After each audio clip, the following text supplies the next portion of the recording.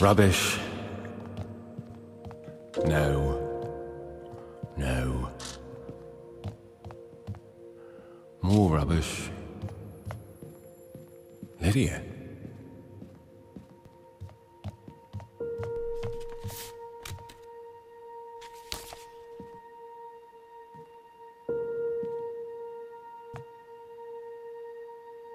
Grandad.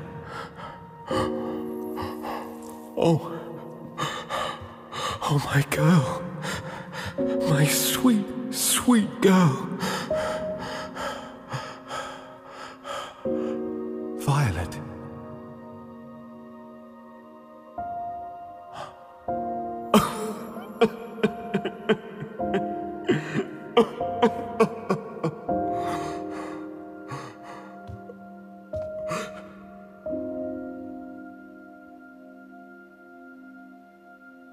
No. There's still time.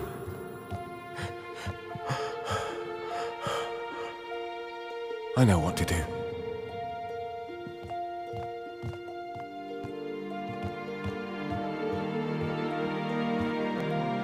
Where are you? Where?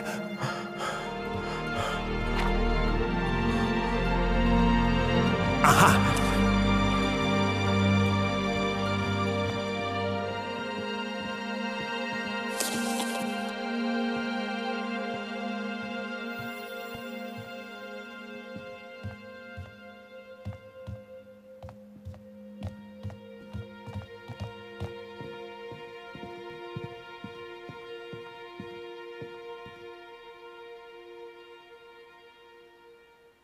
All right, let's finish this.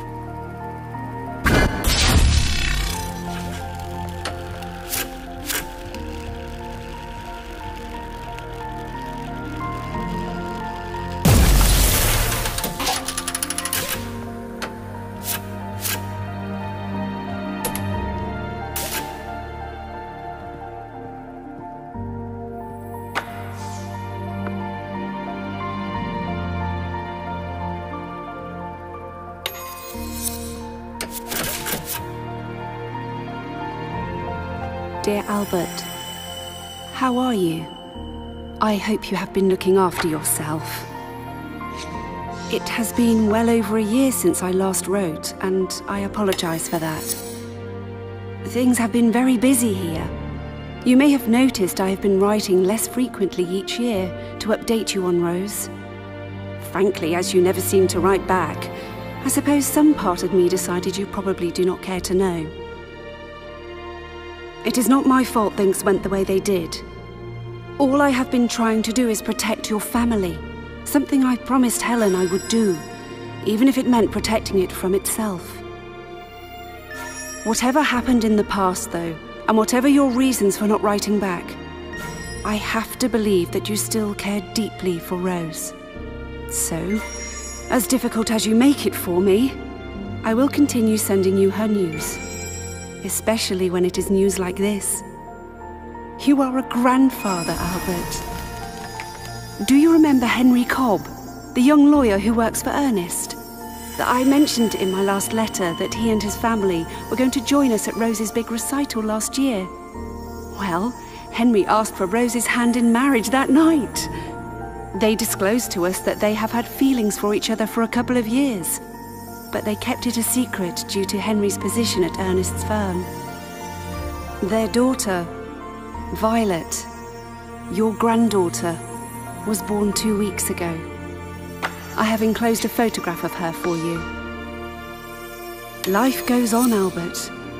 If there is anything this sweet little creature has taught me, it is that.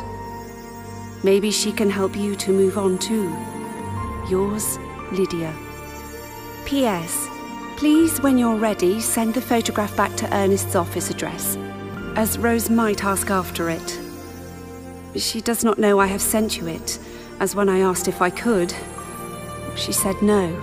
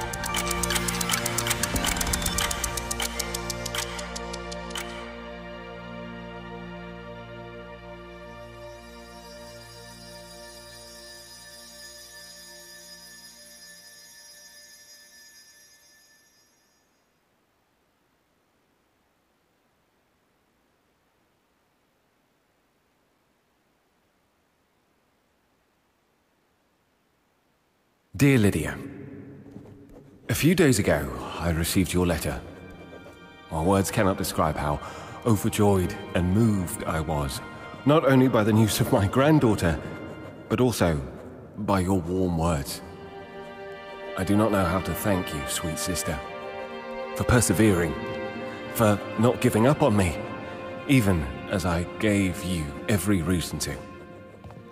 Year after year, you stayed with me, patiently sending me news of my daughter, calmly waiting for me to emerge from this despair I had burrowed myself into. But believe me when I say, sweet sister, emerge I have. For years, I've longed for this epiphany, clinging to brittle hope I'd one day be capable of it. But I know now, I've been weak. Too weak to face the mistakes I've made, and I know I've made plenty. But seeing Violet's photograph, it overwhelmed me. In that instant, I felt like I had the strength to take on all my fears, face all my failings, as they did not matter anymore, not truly. All that mattered was my longing to see them. I had to see my granddaughter, see my daughter, hold her in my arms and tell her how sorry I was and how much I had missed her. Please, Lydia, I know it's a lot to ask, but I would like for you to extend an invitation to Rose and her family. There's a lot to discuss, and I've spent the last few days making the appropriate preparations. I even have a big surprise for Violet and Rose, which I'm certain she'd be thrilled to see. I hope I can meet my son-in-law as well. I have some explaining to do to all of them, so I hope they will grant me this opportunity to do just that. I shall await for your response in eager anticipation. Yours truly, Albert.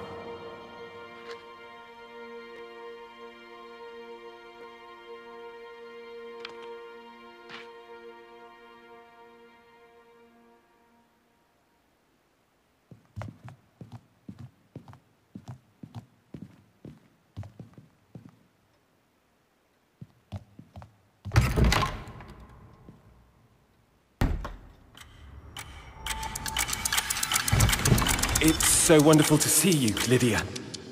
Let's take this slowly, Albert. It's been a long time. Oh, yes. Yes, of course. How is Rose? She is well, as is Violet. I told her that I had been in contact with you. And? Albert, you must remember that a lot of time has passed. She has been out of your life for years. You kept her out of your life. You might open the door to let her back in, but she is the one who must choose to walk through it. Yes, of course. But surely she will want to see me soon.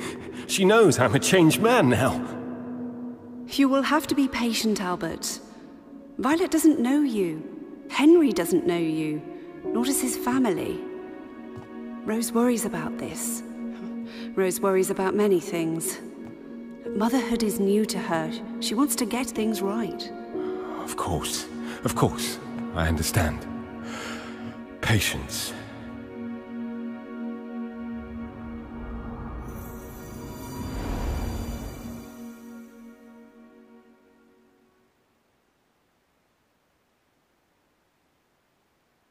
Against my better judgment, I did give her your letter, yes? Well, surely that helped. Well, she spent all night locked in the bathroom, sobbing. I hoped that she would feel better in the morning. Well, she looked composed again, so I asked her if she was ready to see you now. Do you know what she said? Not now, not ever. But, well, I explained in the letter. Well, losing Helen devastated me. It changed me. I didn't want Rose seeing me like that. Well, I know now that that was a mistake, that I needed to hold her hand to find the way out of the darkness, just as she needed to hold mine. Yes.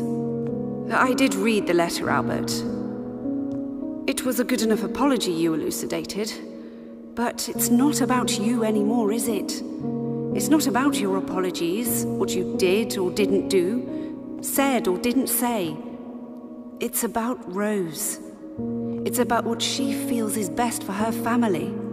But... Yes. I suppose you're right. I know you want to be a dad, a granddad. But you have to give her time, Albert. You shut her out all those years ago. You lost a wife, but she didn't lose just a mother. She lost you too. I know. Give it time, Albert. Time heals all wounds. But only if you don't pick at the scabs.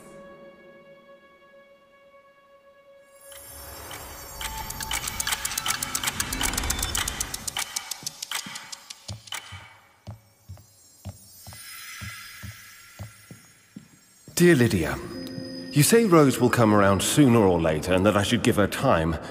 But how much time? I've missed Violet's first birthday already, and will I have to miss her second one also? I am not a young man anymore, Lydia. You ask for time, but I fear time is something I am running out of. I did not want to tell you this, as I did not want to alarm you, but I visited Dr. Knowles recently to get a pain in my chest checked, and he said something is wrong with my lungs, probably to do with the fumes from my machines in the workshop. But anyway, what I am saying is, time has never been on the side of this family. You will understand, then, why I feel I should take matters into my own hands at this point and come and see Rose as soon as possible. I appreciate why you feel she must be protected, but this is my daughter we're talking about, and I would very much like to see her now. I have every faith that once I've had a chance to talk to her, all will be fine. You will see, Lydia. Just have faith in me, like you did all these years. Yours, Albert.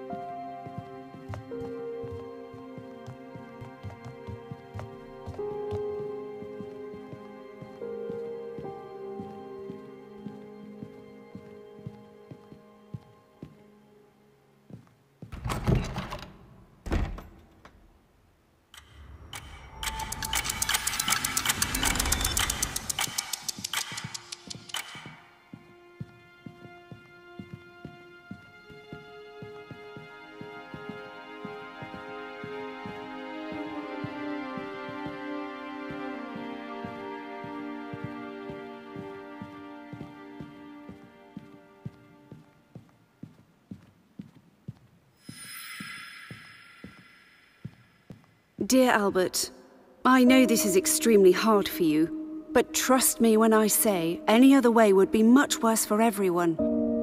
And I still think it would be an awfully bad idea for you to show up here unannounced. No one knows how Rose might react, and being that she has requested your existence continues to be kept a secret from Henry, no one knows how he might react either, especially if he feels Rose is threatened in any way. I am sorry about all this. Let us all be patient a while longer. Yours, Lydia. P.S. I am very sorry to hear the news Dr. Knowles gave you. I shall be visiting him soon to find out more, and I shall be visiting you as well, so do let me know if there's anything you need.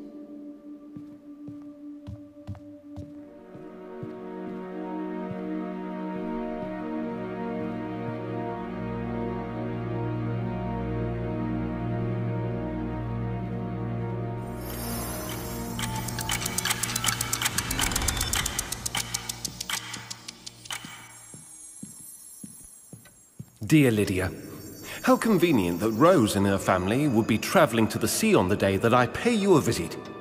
What I am still trying to piece together is how you even knew when I'd be visiting. Is Mrs. Gladstone spying in on my movements on your behalf? Is that it, Lydia? I am writing to let you know that two can play at that game. I have very little left in my old age, but there is one thing I do have. That is time. They can't stay at the summer house forever. I will return, you can be sure of it.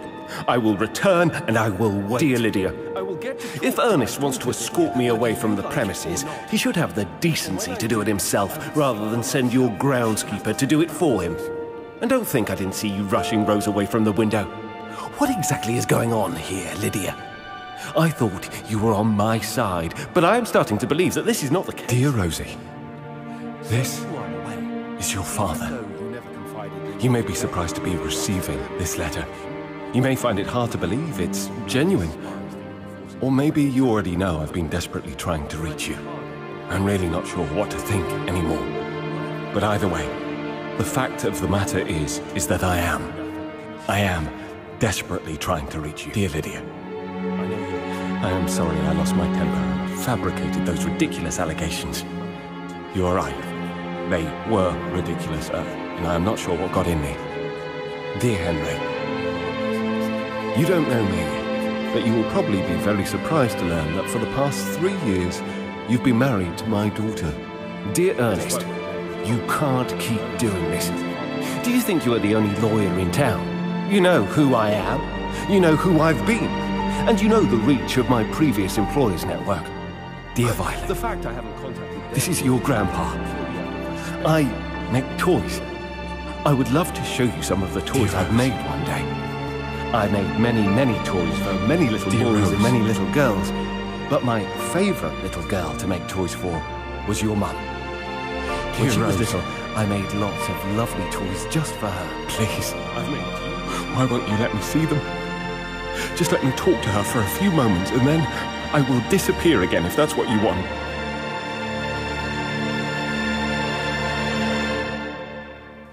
Dear Rose, I just wanted for you to be happy. Yours, Albert.